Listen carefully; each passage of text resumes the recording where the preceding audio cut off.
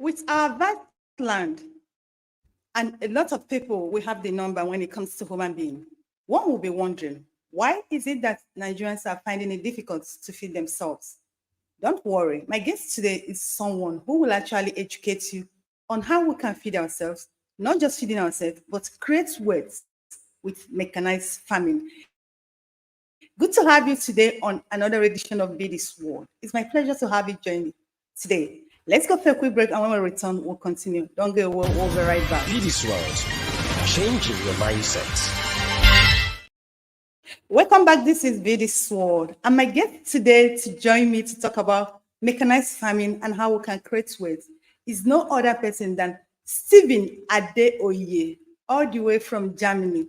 Stephen, good to have you here. What's happening? Where are you? What's happening? Mr. Stephen. Hello, Mr. Stephen. What's happening?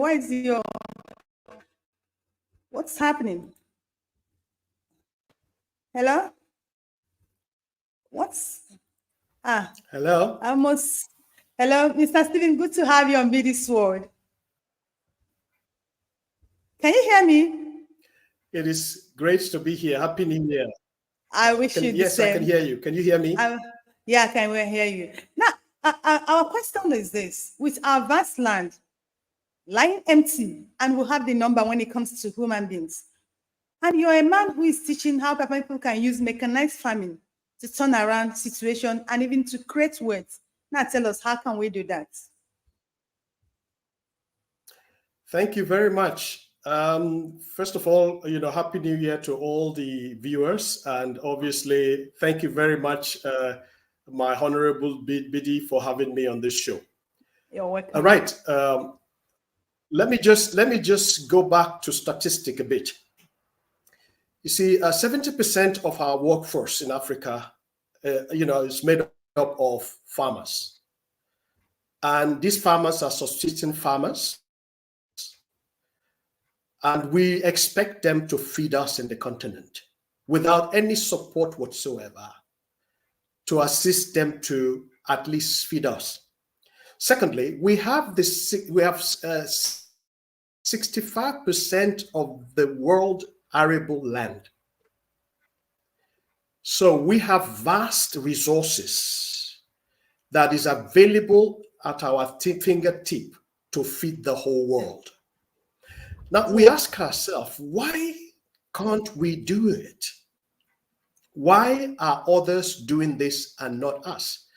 In 2030, it is estimated that agriculture alone will account for $4 trillion. But who benefits from this? Certainly not the African farmers. And the reason for that is clear.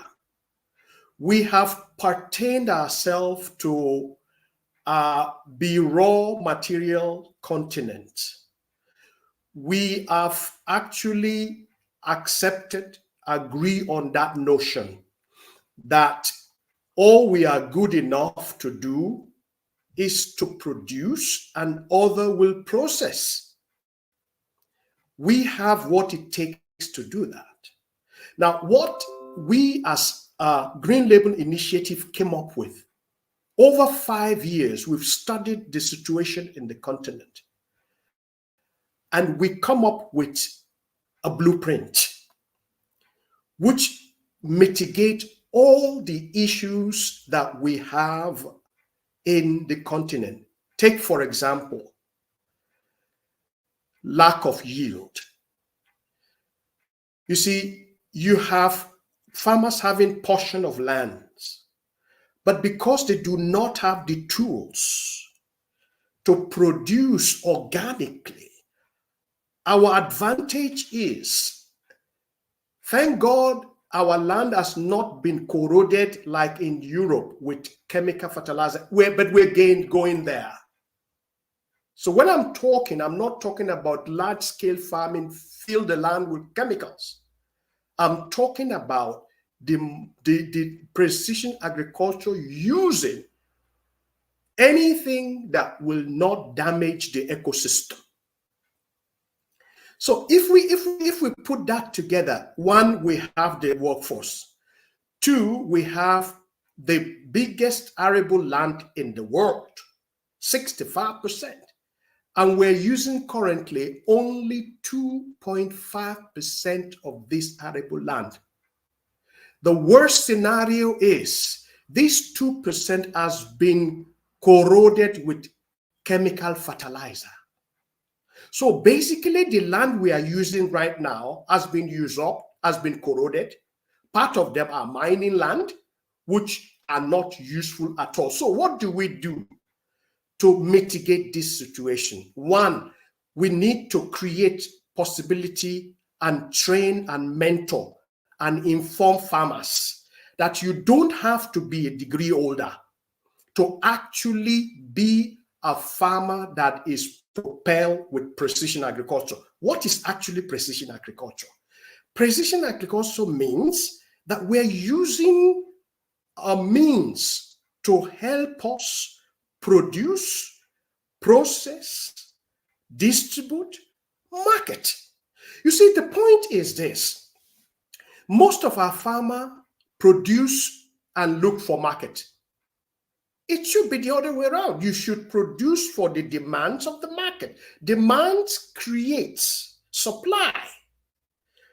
But since most of our farmers are not trained to go all the way, you know, when you look at the way farming is being done, no wonder young people are running away from it, because most of our young people are right to think that once you get into farming, you're going into local community, you have nothing that actually speaks for you in terms of technology or modern, whatever it's modern, you know. But this is a wrong notion. The right notion is whichever area of business you are able to use that to increase the potential of agriculture. Because agriculture actually encompasses everything: technology, engineering, electricity powered by renewable energy. All this nature and nurture can be put together to produce for us. So basically, if you look at what we do is we study the system that is working. Is it right from the time of Reformation in Germany?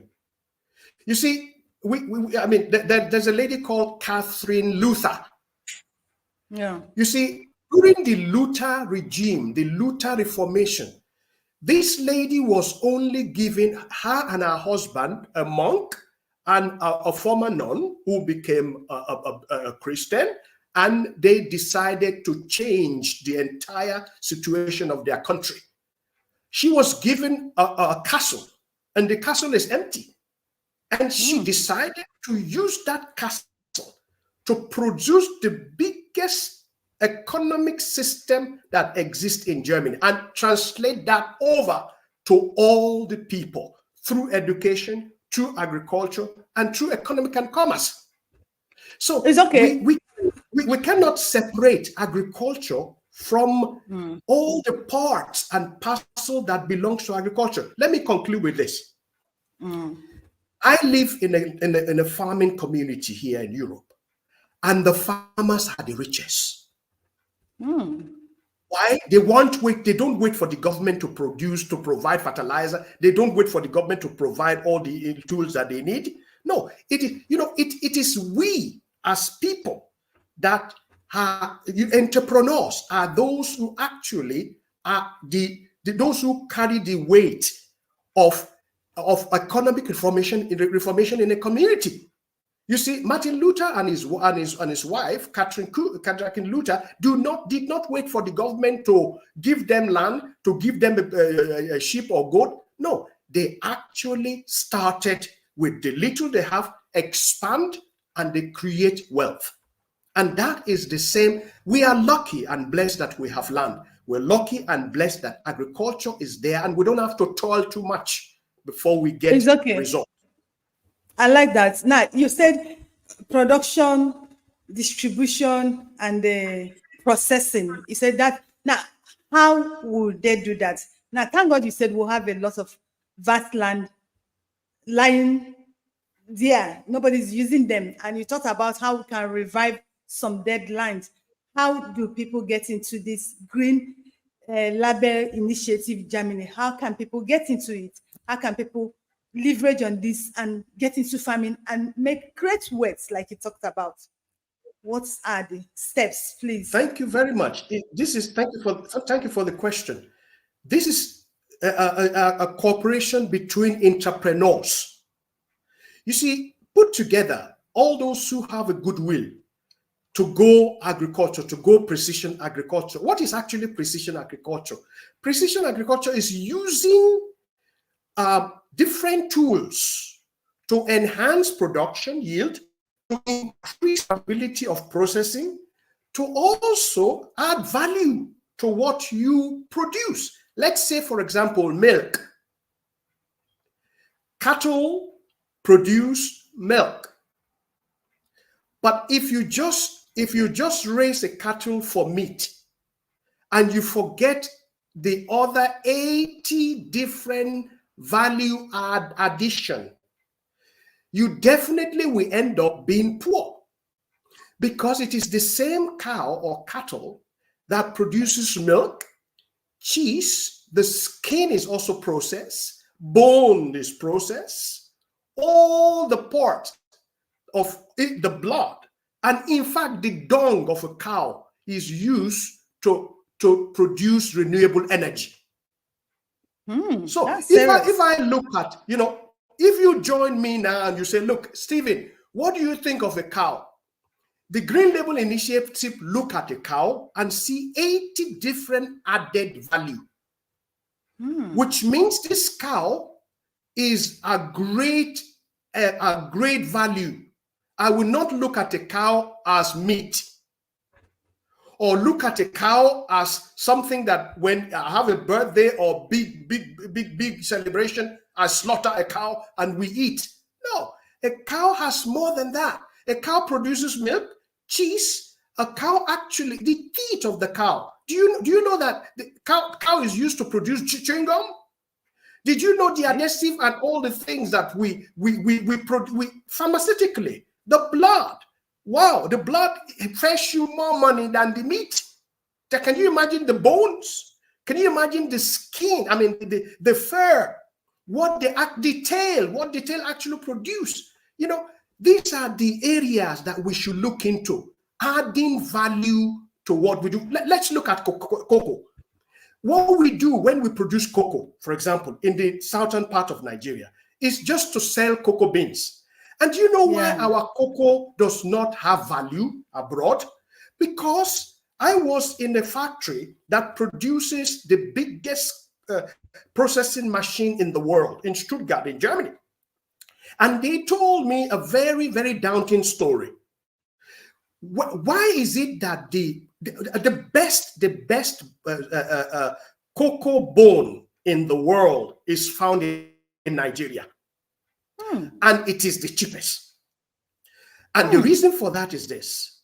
If you look at a bag of cocoa that comes from Nigeria, 10% of it is full of a dead lizard, stones, some bricks, some sand.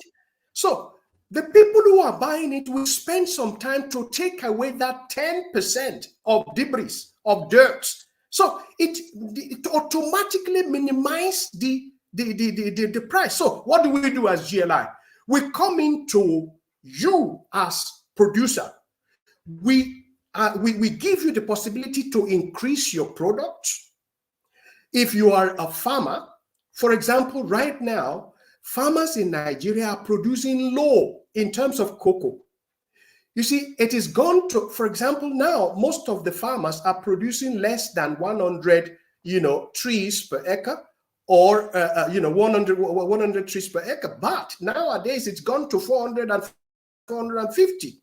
So what we do is to work with you, train you, enable you, assist you to manage, make sure that you have all it takes that you are able to go to the market and you are bold enough to increase production, to actually have the best of the product. So if you have the best of the product, you know, what they will give you, which is about 50% of the value, you will get 100% of the value and you can negotiate your prices. But what happened is we only produce to sell because we are short-sighted. We always Yeah. have to be far-sighted. And number one. Number two, the government is there to promulgate law, legislative, and you know, and of course to create environment for good business and economic and mass economy. They are not there to be the one that solves our problems. They are not there that they will be the one that we'll be looking up to, and that is why most governments are corrupt. But it is us, the entrepreneur. It is you, the IT specialist, that you're going to be a farmer. It is you that you are computer, especially a teacher. You know, it is very, very important for us to know that all of us together we can feed our nation, because there is a way to do it. Now, if you talk to an average Nigerian now who are interested in becoming a farmer, I know a lot of people are interested in becoming this farmer. The first thing they will tell you is finance. Yeah. So how do they go about it? Because a lot of people will tell you, oh, I want to do it, but I don't have the money. The finance is not there. And actually, it's not there. So how do they go about this? You see, when people always put money forward, and that is the problem we have in Africa, idea come first. And the implementation of the idea. Sit down. We will sit down with you, make a proper business and financial plan. Look at your potential. What have you been producing? What can increase? You know, nobody will give you money if he cannot make money out of the money he gives you. And the problem is we don't have proper planning. That if a financier will look into and say, this is great. This is what we want to do with you. And how are you going to execute it?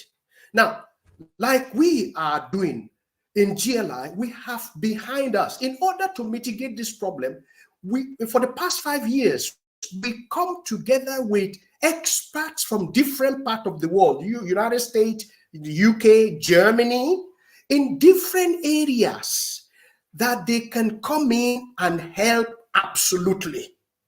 So when I say help, it's not that they bring money. The problem is whenever we hear that somebody is coming from abroad, we think a savior has landed, and then we think that they are bringing money. No, what we need to begin to think is we are equally important. We have the raw materials, we have the land, we are equal. So if you have the land and you have what you want to do on the land, for example, let's say I put a plan and I want to be a livestock, or I want to produce cocoa.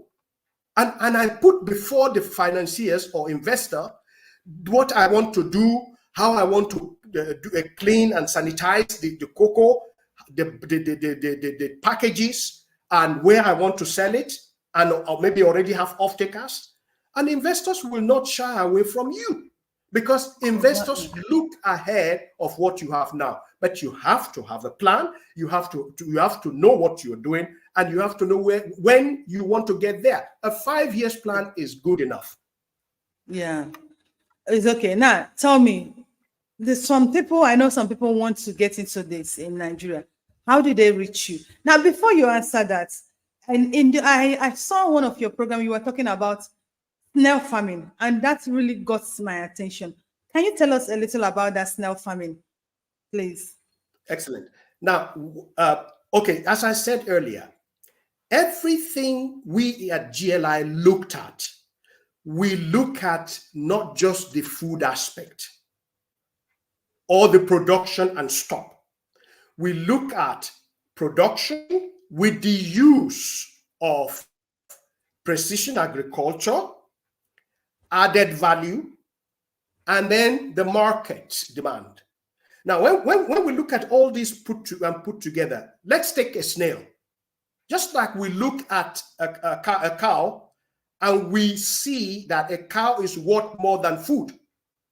It has 80 different added values. So do we look at a snail. A snail is not just for food. A snail adds different aspects to it, which add value to the snail itself. One, even the food and the nutrition aspect of it. You see, you don't just sell the snail with the shield. You know, even the packaging, you know, anybody will pay very well for a good packaged, well packaged Senate with high level of standard for a snail, or a kilo of a snail, well packed. That's number one. Number two, there are other aspects linked to it. You do know that the shield of the snail produces calcium. And there are buyers of this once you grind them. You see, these are the value added to it. You know, the slime is also something that most of the industry, cosmetic and pharmaceutical industry are looking to, but nobody will want to buy something that does not have the highest standard possible. So there is a need to increase this standard. So what we do is to work with those who want to start a small business. You don't have to start big. Start small, think big. I'm not talking about this kind of, locally minded snail farming. I'm talking about internationally, with international standard. And that is possible. You don't even have to be a millionaire to do that. And the return on investment, you don't have to immediately, as soon as the problem that most of the people have is they want to be rich overnight. The moment they have the first profit, they start riding on this and they start buying that. No, you've got to think ahead. You've got to think reinvest, exactly. Yes. So once you need that and you are interested in that, you can contact us through Honorable Biddy, and we will really work with you. What we're actually looking for now is, you see, Nigeria is even a very big market. Nigerian consumes 7.5 million kilogram of snails a year. So, and it goes on and on and on and on. And it's not snails with the shield. It's snail that is packed very well, and it is done very well with a high level hygiene. When I look at some of the snail farming in Nigeria, I just shook my head. There is so much potential in this, but it's all done in a miniature way. So let us be prepared to invest at least a little bit, but to make it internationally recognized brand, so that we can actually produce, process, market high-level products coming from Nigeria or any other part of Africa.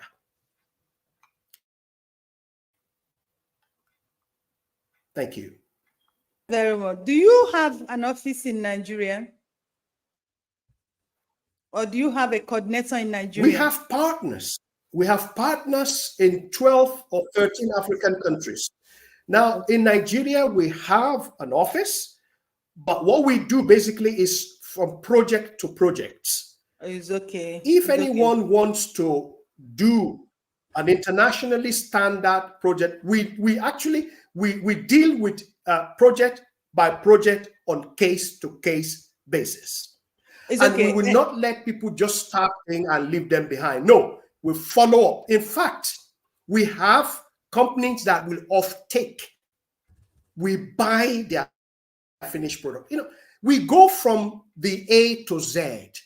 What GRI does is, in order for us to create value for our African partners, we go from A to Z, from production up to marketing and distribution, together with them. Now, what I understand here now, you people help Green Label Initiative Germany. You people help people to start up this farming, help them. Yes, we have experts. Process their product to international standard and help them get buyers. Do you understand? That's what you people do, so that they can make money and better their society. And that's what you're actually calling on And Africans, even Nigerians.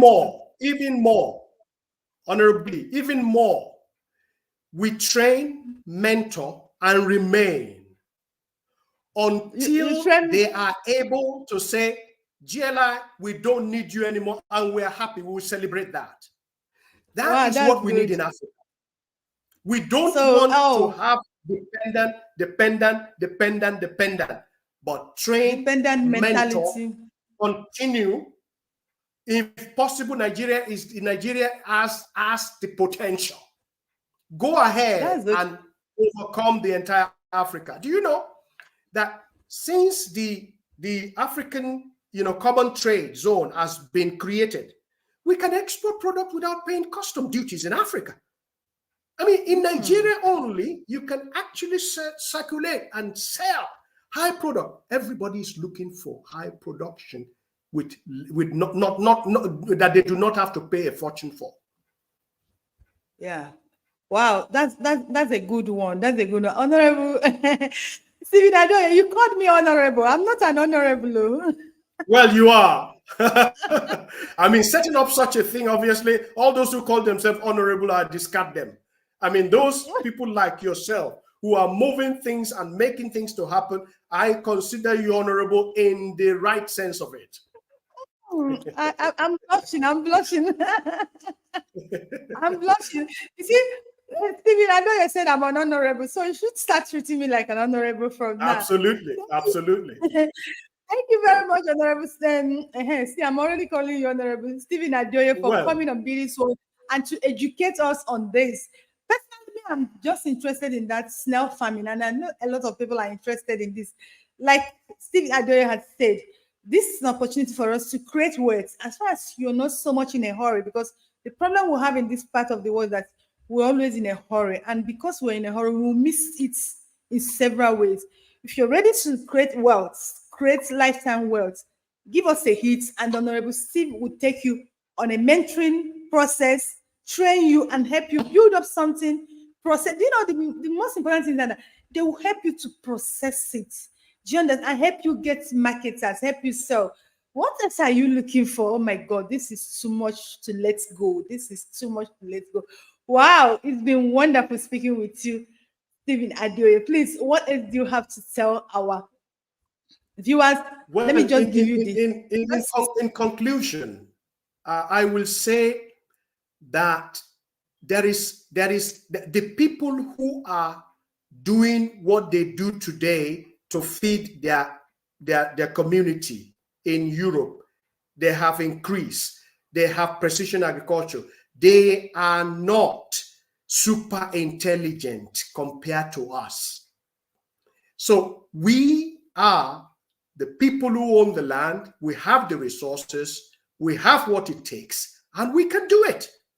We can do it better than them, actually, because the strange thing is they do not have the good soil that we have in Africa, but they still produce. Let me conclude with this. Companies in Germany, they produce onion.